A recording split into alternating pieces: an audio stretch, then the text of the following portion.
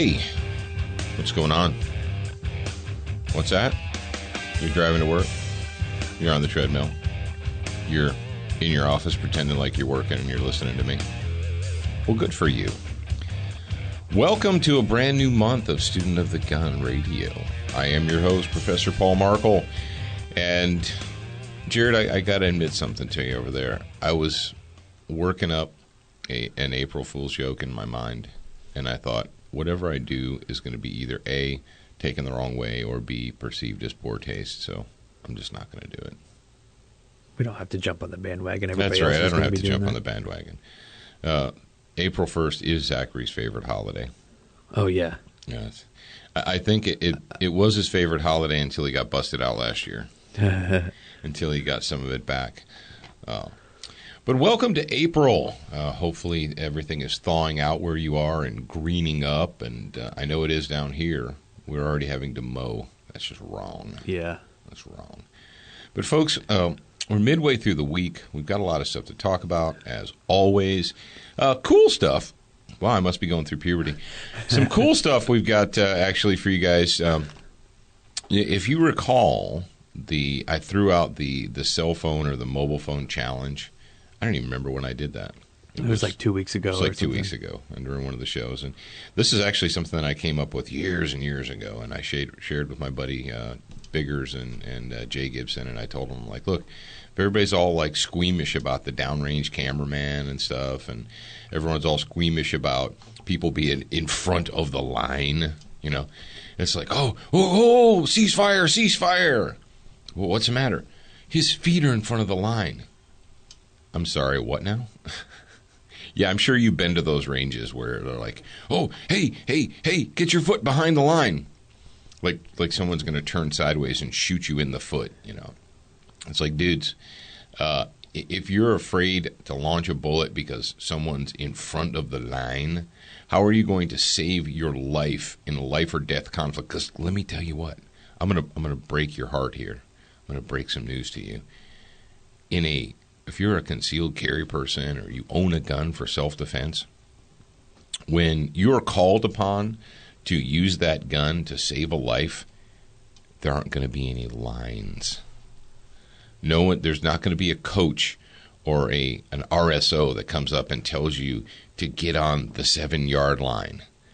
And they're not going to say, shooter ready, stand by. There's none of that nonsense. If you can't do it on demand, if you can't do it under arduous circumstances, there's a drill that they do at Tactical Response. It's called shaking the beep out of the shooter. I censored myself right there.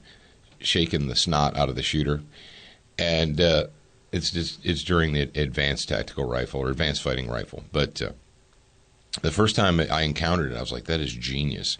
And the Jaeger came up with it because one of the students complained that they weren't able to concentrate on shooting the target 7 yards in front of them because one of the instructors was standing behind them. He's like, okay, well, here's what we're going to do. We're going to put a coach on the right and a coach on the left, and we're going to grab your shoulders, and we're going to shake the ever-living crap out of you as you try to shoot the target. And here's the thing, folks, is you're like, oh, I'm scared. That what you just said just scared me, Paul.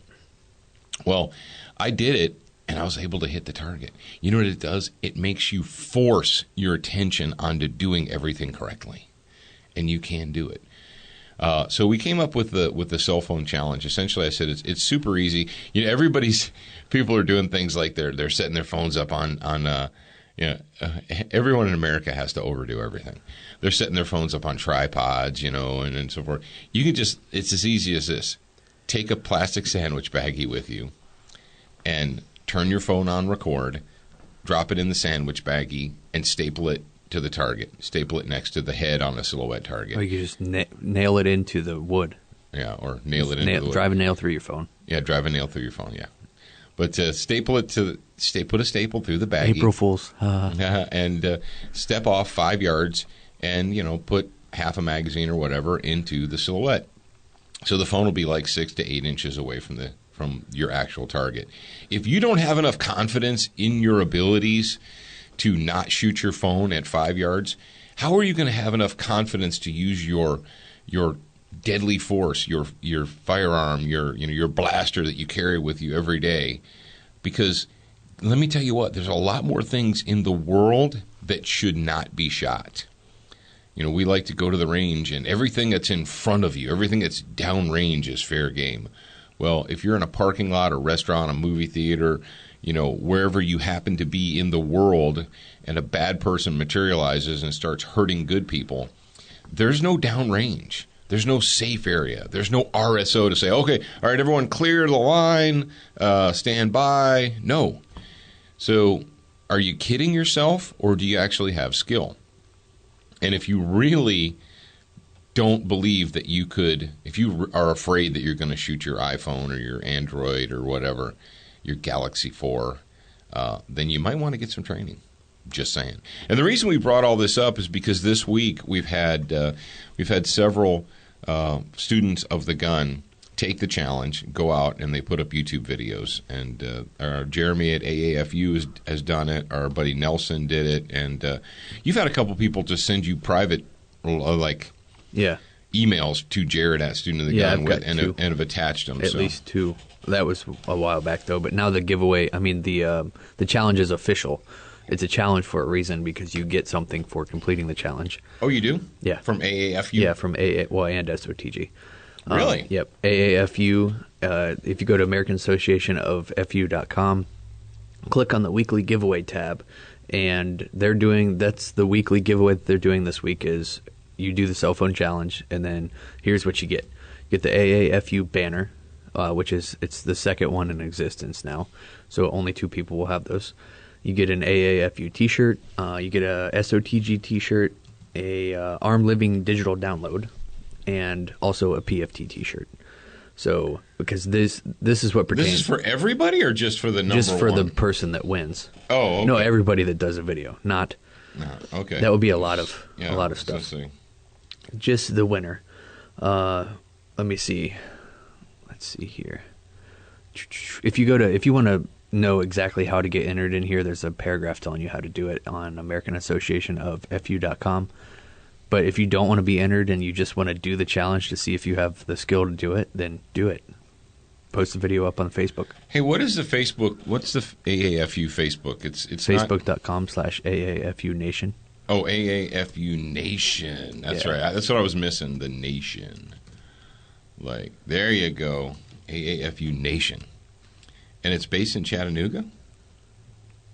Oh, yeah, he's in Georgia. He's in Georgia. Yeah. Did he pick up the turd? Did he? I don't know. I don't know, Ron. I'm in Georgia. What do you expect me to put the dog on the phone? Put the dog on the phone. All right. So sorry. Here, I'll give you kind of like a gist of what you got to do. You got to do the video, do your cell phone challenge video, post it to your favorite social media site, tag it with hashtag AAFU and hashtag SOTG, and then post a link to that video in the comments on the American Association of FU.com website. And that's a lot to do, but you get a lot of stuff. So if you want to win, do it. Is there did you know that there's actually a hashtag? There's £, and then there's HASHTAG.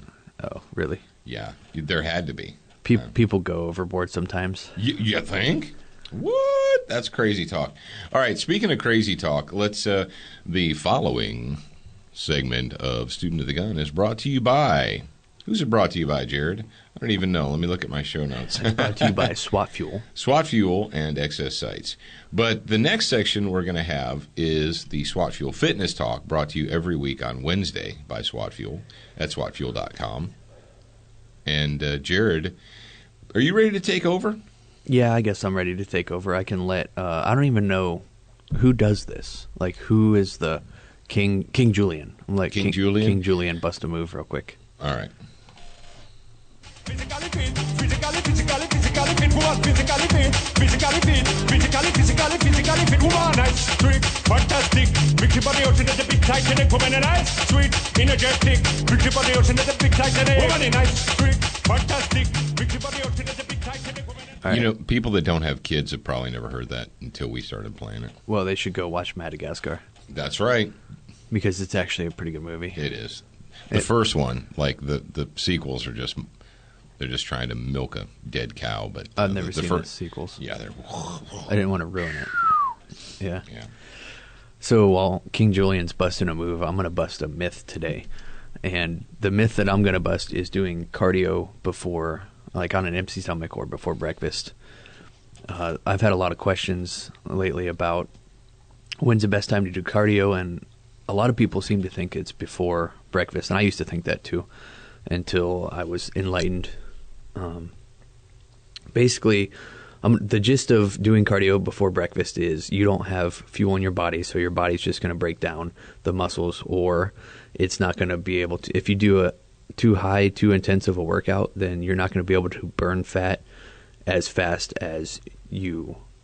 Like if you do an intense workout, then you might as well just eat first, because you're not going to be able to burn the fat faster than you would if you ate. Because your body has limits. Your body can only burn fat so fast. Well, I think what the myth is and why people think that is they're like, well, if my stomach is empty and I go run, then my body will burn the fat that I want to get rid of. Yeah. And see, theoretically, it makes sense. Right. But that's just not how it works. If you don't give your body something to burn, it's going to, for instance, if you don't give your body food to fuel your muscles, then your body's going to break down your muscles. You don't want to lose the muscle. You want to lose the fat. Okay. And it doesn't always not work if you do very low intensity for, like, say, walking. If you don't run, because that's considered moderate intensity, if you walk for 2 hours or 2.5 hours, I think they did a couple studies on it, and I think it took like 2 to 3 hours before walking matched the eating and doing a moderate intensity workout. Wow. So if you want to get on the Who's treadmill, got 2.5 hours to walk if you want to in the get on the morning? treadmill in the morning and walk for 2 to 3 hours before you even eat breakfast, then you can do that, or you can just eat breakfast and then go jog or something. Yeah, but what about the getting sick part? The food not being properly digested and getting an upset stomach. You eat like 45 minutes to an hour after you get up, and then wait half an hour to an hour, and you'll be fine. It's like when they tell you to go swimming. If you eat and then wait an hour before you go swimming, that's because your food needs to digest. And also don't overfill your stomach. Yeah. I'm not saying go gorge yourself. You eat like some fruit or some protein of some sort. Bowl of oatmeal. Yeah, well, it depends. Are you against the oatmeal? No, I don't really like oatmeal myself. I eat it. You know why I don't like oatmeal? Do you want to know why? Tell me. Because remember when I had to cut weight? Uh-huh. Remember what kind of oatmeal I had to eat? The plain Oatmeal with nothing in it, and it was disgusting. Oh, so kind of like having a hangover and eating a banana. Yeah. Yeah. Yeah. Okay. Cool. And I had to eat that for days on end, and chicken and broccoli too. That's oatmeal, chicken, and broccoli. Maybe you just need to discipline yourself a little more. So anyway, the gist of the myth busting today is, if you have 2 to 3 hours to walk on a treadmill before you eat breakfast, then do that. If not, then eat breakfast and then do a moderate to heavy workout. That was one thing that they, when I was in the infantry and 6th Marines, that was something that when we were in garrison, we had a regular PT schedule. You know, you get up and the chow hall would open at like 05 or 05:30 and go till like 07:30. But you had to be in formation in PT gear at like 07:30, right? Or 08 or something like that. So if you wanted to eat breakfast, you had to get up and go eat breakfast. And then you had to be back in formation in PT gear to go run. And that bunged me up because I was going, and you couldn't, it wasn't like, oh, well, you could just, and the thing is, if you didn't just get something light. Well, if you got something light, that was cool, but you're essentially going to be starving before you could eat again. Yeah. I've run all over the world, and if you see me running out in public, like if you see me on a road or on a beach, You better start running too. Yeah, because there's something chasing me. I don't go out and run anymore. And people are like, you should, man. You really should run. I'm like, yeah, I never really liked running. I do it because I understand that I need to, and I've got a treadmill that has the rebounding cushion stuff. My knees and shins can't take running on concrete or asphalt or anything hard anymore. So, all right, enough of that nonsense. Well, it's not nonsense. Enough of that topic. Are you having trouble over there watching the time? Yeah, okay. I'm looking at the time, and I'm rubbing my belly and scratching my head all at the same time. But we teased you with this yesterday. We said we were going to talk about it. Well, is Mississippi a slave state? If you guys are fans of Student of the Gun, and why would you not be? You know that we have called out many of the slave states in the United States of America, New York, Massachusetts, California. We've been accused. You name it. We've been accused. Well, of being a somebody slave accused state. Mississippi of being a slave state, and they said that we're no better than New Jersey or New York. And I'm like, whatever. But Jared's got some. He's got some news for you. Some positive firearms news. But because we're going to talk about Mississippi today, we thought we would drop in a special piece of music.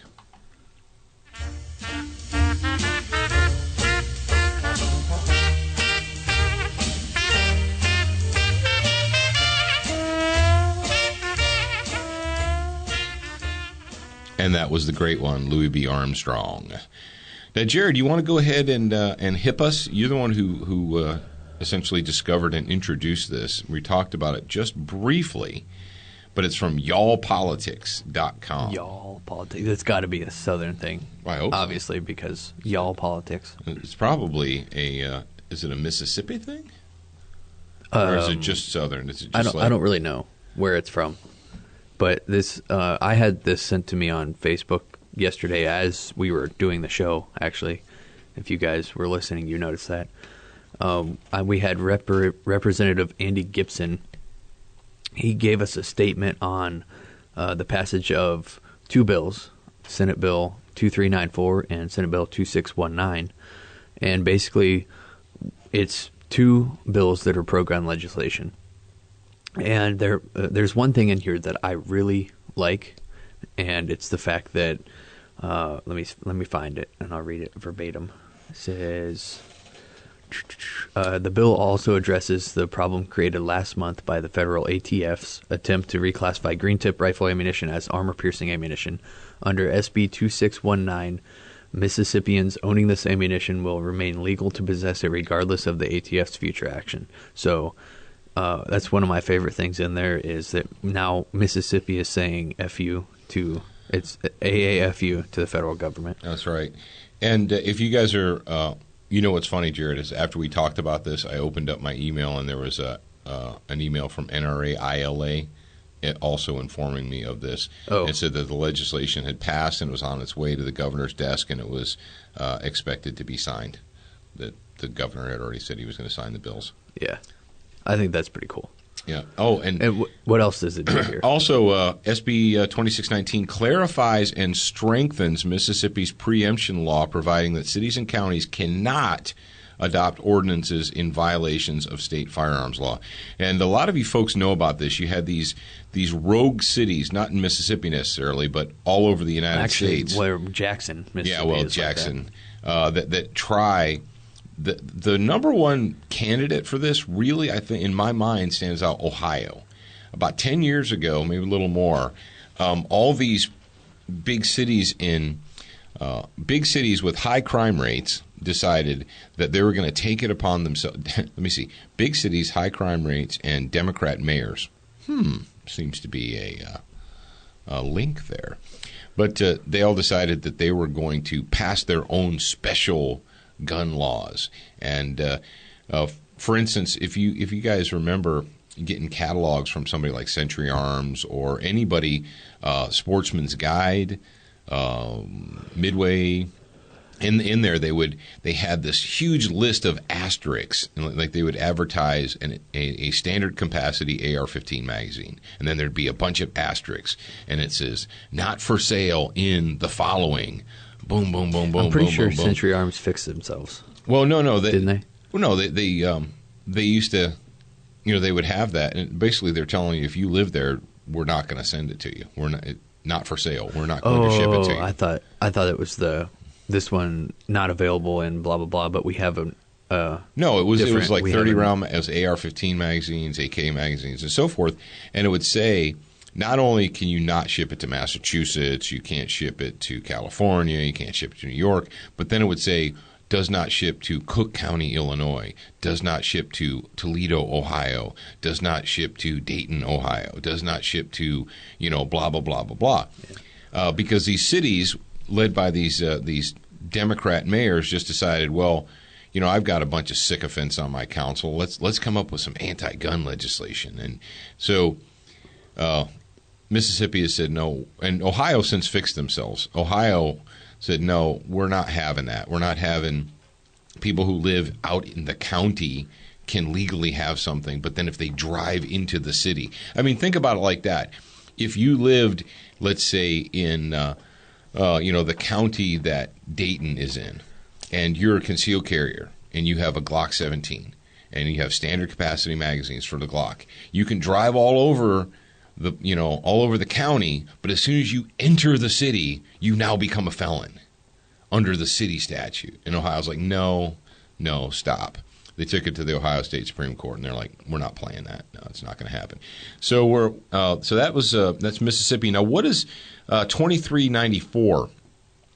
Senate Bill 2394 reduces the Mississippi's asking for less money. When's the last time your local government came out and said we're going to lower the fees?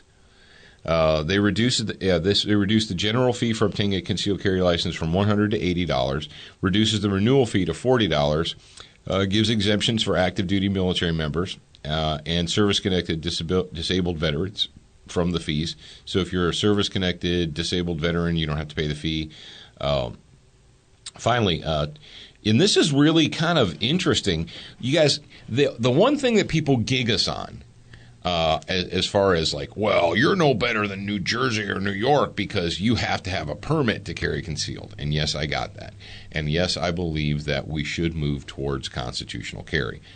But this seems like a step in that direction. Yeah, really. This seems like a step. Finally, SB 2394 includes permit-less, that's no permit required, concealed carry options for carrying a firearm in a purse, a bag, handbag, satchel, or other similar bag or briefcase or fully enclosed case.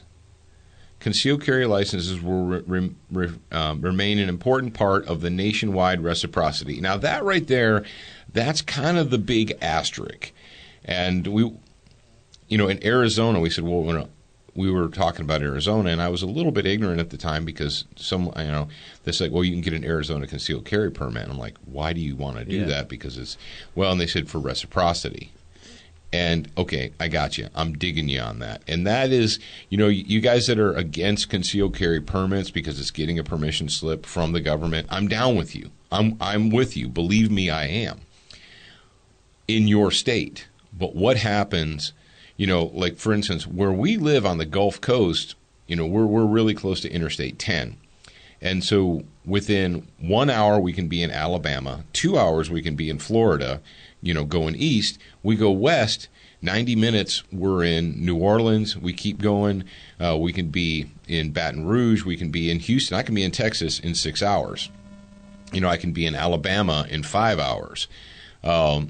So what happens when you want to leave your home state, but you still want to be armed because that's what you should do? Well, in Mississippi, our permits are accepted by 25, 26, might be 27. And Ohio actually fixed themselves recently, and we mentioned this, that they're going to regardless if you have a valid concealed carry permit, the recent law in Ohio said that they will recognize it. Regardless of the current reciprocity agreements, and they've been trying to fix themselves up there too. So, the truth of the matter is I know it's a pain in the butt. I know it requires you give the state your money, which you're opposed to, and I am too. But if you want to remain on the good side of the law, and you want to be able to legally carry, folks, if you have a Texas and a Florida, a Mississippi and a Florida, a Mississippi. Like if I were to have a Mississippi and a Florida, you could carry pretty much everywhere in the United States where they have shall issue concealed carry. There's very few that have zero reciprocity. Now, am I going to go to New York or New Jersey tomorrow? The answer is no. But every state that borders our state, Jared and I can legally carry in. You know, we can go in and out of the state. We can go all the way. We can basically get on I-10 and go all the way to California, and we have to stop at California. And we can go all the way to the Atlantic, and we're good. We're legal. We're within the law. So, and the purse carry thing. Now, Jared, here's what I was thinking. You know the go bag that we did that segment on after we talked to our buddy Shane, and he told us about the shorts and a T-shirt and flip-flops incident that he had. I actually was thinking about redoing that or readdressing it.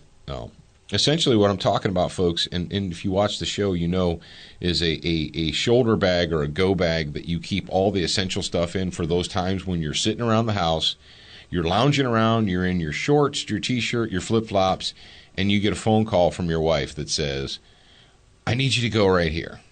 Or, you know, you get a phone call from your son that says, I think I left the coffee pot on at the studio. Definitely wasn't me. Yeah, so... and you're like, dude, I'm in my pajamas, I'm in my shorts, and you walk into your room, you know, you look and you're like, oh, I don't want to get redressed just to run over and check the coffee pot. But what happens that one time that you decide, oh, I'm just going to run up to the store to get milk? I'm just going to... That's when you need it. That is when you're going to end up needing it. It's like the whole, I'm not going to take my umbrella today because there's only a 50% chance of rain. You know, carry the umbrella, it won't rain. So, what I did and what I have is I have a single strap shoulder bag that has a bunch of pockets and compartments, and everything that I would normally carry on my person when I'm fully dressed, you know, gun, pocket lifesaver, flashlight, you know, all that stuff, your phone, I can just put it in the bag, throw it on my shoulder, and go.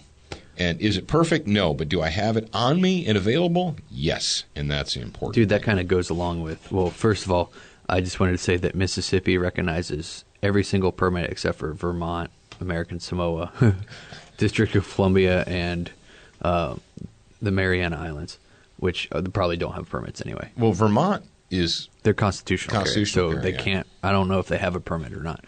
But anyway, so the whole go bag thing goes along with a news story that I just saw on WLOX, which is Mississippi's local station.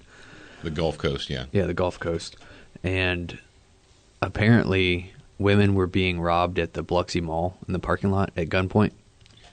Oh, And, really? yeah, did you see that? No, but... And the police were with one of the victims that had been robbed at gunpoint when they got another call of another armed robbery. So the police were there with the first victim. Interviewing one victim and another victim. And another victim happened. But... No, at the Biloxi Mall. That's like right down the road. Don't they have... When you enter the parking lot, don't they have great big signs? I've never seen them. I don't know. I'm pretty sure if you looked, they have big signs that say, you know, gun-free zone, no firearms, weapons, or blah, blah, blah. Well, I'll make sure I don't look. How is it that people are being robbed, that someone is using a weapon to commit a robbery when there's a sign there? I think you must be wrong. Maybe they should get beat with the plastic sign. Maybe they should hold the signs up in front of them. Maybe they should issue everyone a sign. Then they can hold it up as a shield in front of them. You mean plastic signs don't protect you? That makes me sad. Well, speaking of states and basically states saying to the federal government, F you, venture forth and fornicate with thyself is what they say. The following segment is brought to you by Velocity Triggers, designed for precision. If you have a black rifle, they've got a trigger for you. Check them out at velocitytriggers.com. And Brownells at brownells.com. Even if you don't own a gun, we suggest that you do. I mean, if you're a responsible adult American citizen. But even if you don't, Brownells has got something for you. So check those guys out at brownells.com. You don't have to be a gunsmith to use Brownells. Okay. I've been reading the Politically Incorrect Guide to the Founding Fathers, and it was a gift from David Whitehead. From David, and thank you very much, David, for doing that. And I'm going to tell you guys this.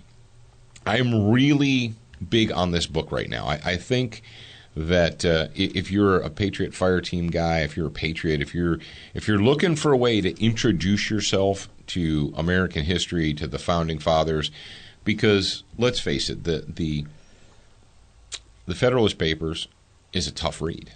It is. It's a difficult read because it was written in the language of 1778 when our leaders actually were educated and understood how to use the English language, unlike today where most people have had a dumbed-down education. And excuse me for that. My So coffee tastes like perfume. oh, really? I don't know why. Maybe because your Snooki got it for you. Or maybe it was the barista had too much perfume on. Yeah, maybe. I can't. It's disappointing. Anyway, folks, this is the thing. If you haven't dived in, if you haven't gotten into the political thought of the American Revolution, the John Locke series, any of the other books that we've recommended, this is what I'm going to recommend. Get online and order the Politically Incorrect Guide to the Founding Fathers. Jared, you want to do a link for them? Yeah, I'll do a link in the show notes. Okay. And you know what is funny? I've actually been posting the radio this week and a little bit last week because poor little Zach, he's been sick for almost 2 weeks now, a week and a half. Yeah, he's had the flu for a full week. So if you're listening to my voice, throw Zach some prayers. Yeah. Pray for him to get better. And what was I? Oh yeah, Politically Incorrect Guide. Mm-hmm. There's actually a whole series of politically incorrect guides. Oh yeah, there's a whole series. Bunch. And if you're not a paper read a book kind of guy, they have it on Audible. You can get all the politically incorrect guides on Audible, and you can listen to them while you're. I at bet you work. that's how Dallin got it. Oh yeah, he definitely. Oh, yeah. You think Dallin reads? He doesn't actually. He listens. He doesn't sometimes. actually read stuff. Yeah. Now you actually do want to exercise your brain by holding up like The actual book, dead tree in front of you. That is a good thing. All right, and in the politically incorrect guide to the Founding Fathers, one of the things that the author does, he goes through actual history and talks about the Constitution and what went into the Constitution and how many people opposed the Constitution because they did not want a large, overreaching, centralized government. They just threw off the chains of England, of Great Britain, merry old England for all of you overseas, and they didn't want more of that. This is something that most people just gloss over or don't even think about. When you're talking about world history and when you're talking about world geography, they use the term state. And the term state, if you're talking about Europe, you'd say Germany is an independent state. France, England, Holland, they're all independent states. And you're like, well, yeah. And in ninth grade, I was taught that the term state is also the same as country. It's used interchangeably as. So when we were talking about world history and the state and so forth, they said we're talking about an independent nation, an actual country. Well, the United States originally, Jared, did you know this? The words United States were originally written small u, capital S. No. Yeah, originally, when they first wrote it down and they came up with the concept of using the words When did they? I've never seen that United before. and States together, it was before they adopted the Constitution. They said, look, North Carolina is its own independent state and has its own sovereignty and rights. Pennsylvania has its own sovereignty and rights, Virginia, and so forth. And so when it was time to adopt a Constitution, these guys were like, we're not surrendering the sovereignty of our state, Massachusetts and New Hampshire and so forth. They're like, especially South Carolina, Georgia, we're not going to surrender our sovereignty to some centralized government up north. We're not going to do it. And also, did you know that when they ratified the Constitution, only 11 states initially ratified it, and it took another 2 years for, I believe it was South Carolina and New York to ratify? So I knew that they didn't all initially, but I didn't know what states they were. I'm pretty sure it was – I don't have the book in front of me, but it was 2 states that did not. So for the first 2 years of the Constitution, there were 2 states that were basically acting as their own independent sovereign nations. They were not signed on to the Constitution. And the reason that I'm mentioning all this is because, number one, we just talked about Mississippi and whether or not it's a slave state and the freedoms that you have here and the sovereignty and the fact that the state government has said, look, screw you. I don't care what the federal government says. We're not going to make the people of Mississippi criminals based on the whims of the ATF. Well, there's two stories here, and this comes to us from freedomoutpost.com. And the title is 2 states pass bills that block federal gun control following Obama's unconstitutional threats of executive orders. And this was actually datelined March 14th, but it fits really well with what we're talking about. It's in Montana. Representative Art Wittich introduced House Bill 203, which would prohibit the state from enforcing or assisting the enforcement of or otherwise cooperating in the enforcement of federal acts enacted after January 1st that prohibit, restrict, or require individual licensure for ownership, possession, transfer of any firearm, magazine, or ammunition feeding device. So you got Montana who stepped on. And then, not surprisingly, you have Arizona. Arizona stepped up to the plate, and they've also, here we go, it says, I'm trying to come up with the exact number here. The anti-commandeering doctrine. Let me see. What are you looking for? The bill passed. Okay, here we go. I'm looking for the bill in Arizona.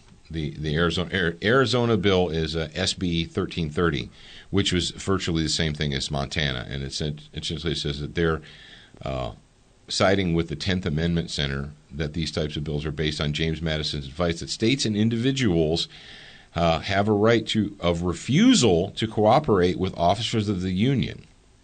That's right. You're like, well, no, they have to. It's a federal. How many times have you heard your friends and neighbors and coworkers and say, it's federal law, and that gives this awesome weight to it? They're like, well, it's a federal law. Well, folks. It's like going to federal prison. Yeah, you want to go to federal prison because federal prison is worse than state prison. Why aren't all prisons the same? Oh, that's not the way our nation was founded. And whether or not that you were taught that, whether or not your teacher saw fit to just gloss over that part, or whether or not, your hippie liberal instructors at college think that the federal government should have say over everything you do and the government needs to do something about this. Dude, I'm legitimately convinced that some of my teachers they were ignorant to what they were supposed to be teaching. Really? Oh, yeah. I don't think that they purposely glossed over stuff. I think that they're ignorant to what they're actually supposed to be teaching. And if you read, like I said, the Federalist Papers, if you read the Politically Incorrect Guide, if you read, like I said, The American Thought of Political Revolution, if you read any of that stuff. The political thought of the American Revolution. Yeah, the political thought. The American thought of the political revolution. Is that what I said? Yeah, that was pretty good. It's actually the political thought of the American Revolution. The United States thing, the capital S and lowercase u was not in there. Oh, it wasn't? Was it? In where? In the political thought book. No, it was. It's in the Politically Incorrect Guide, and he goes back and he cites. That's weird. Like that an I've original never, document. Yeah. And because the founders all were like, look, we're going to maintain state sovereignty, and if you read in there, they affirmed, and most of them refused to ratify it until Madison came up with the Bill of Rights. And they because they tried to convince the states, they're like, oh no, this is just for the administration of the defense of the nation and to repay the war debts and to protect our borders and so forth. We're not going to get into your everyday, day-to-day business. And they said, we just don't trust you. I know that you're saying that, and I know you appreciate that, but history tells us that anytime you give someone authority or power and they are far away from where you are, they are less likely to listen to you. That is the lesson that we learned with Great Britain and the King and Parliament. They're like, well, we don't really care what the peasants in the colonies have to say because they're not here.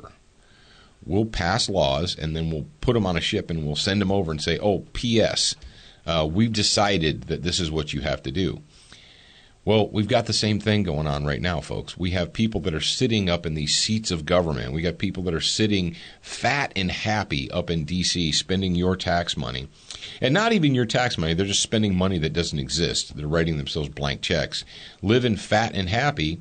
and they're issuing on, edicts from on high that affect people who live in Montana and Texas and Florida and Maine. And, they don't really care about you, but they're going to issue you an edict telling you exactly what you have to do. That's not the way this nation was founded. That is, there's nothing in the Constitution. Jared, did you know that the Founding Fathers expressly understood and stated that it was up to the states to refuse or to call out unconstitutionality. If the federal government were to come up with an unconstitutional law, it was the responsibility of the state's government to say, no, we're not going to obey that. That is not constitutional. We've got a copy. I got a copy right here, and I just read it. And there's nowhere in there that gives you the authority to do that. And I don't care what the Supreme Court says. And what's really neat is you go back, and the author of the guide there goes back, and it takes you all the way back before John Marshall in the Supreme Court. And if you read the Constitution, it doesn't say that the Supreme Court is the final arbiter of law. Huh. Imagine that. It's left up to the states and the people, the natural guardians of the Constitution of the United States. So you need to ask yourself that. Do you believe that you are a natural guardian of the Constitution of the United States, or do you believe that you're a helpless peasant and that you just have to put your head down, keep your mouth shut, and go back out in the field? There is no in between. You tell me. Oh, no, I am. I vote once every 2 years. Congratulations. That's great.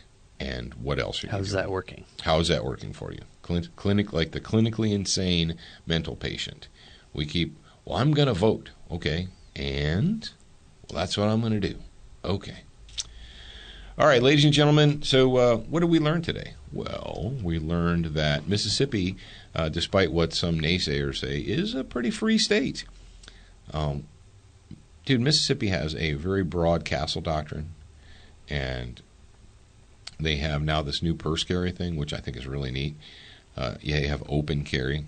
So if you really, really, really, really hate the permit system and you don't want to get into it, then you have to order your life in a certain way, but you can pretty much live armed all the time in Mississippi with a few exceptions. And with this bag thing, you could legitimately carry one of those shoulder bags and the gun could be concealed, but you could do it without having a permit. So, interesting stuff coming out of not only Mississippi, but out of Arizona and Montana as well. So pay attention, folks. It's your country, it's your rights, and the only rights that you have are the ones that you defend. Remember that. That's no joke. Because rights don't exist in and of themselves. Rights are like light. They require energy. Somebody said something like that once. I think he came up with that himself. Yeah. So, what's it, Thomas Edison? Liberty is light. Did Thomas Edison say that? No, Paul Markle said that. Oh, Paul Markle. All right, freaks and freakettes. Don't forget to do the cell phone challenge. We want you to. And don't forget to download the mobile app on your mobile phone. And what you need to do is before you shoot your phone, you need to download the mobile app. But don't shoot your phone. But don't shoot your phone. That's right. We're going to tell you to shoot the target. Shoot the target, not the phone. All right, kids. Remember, you're a beginner once, but you should indeed be a student for life.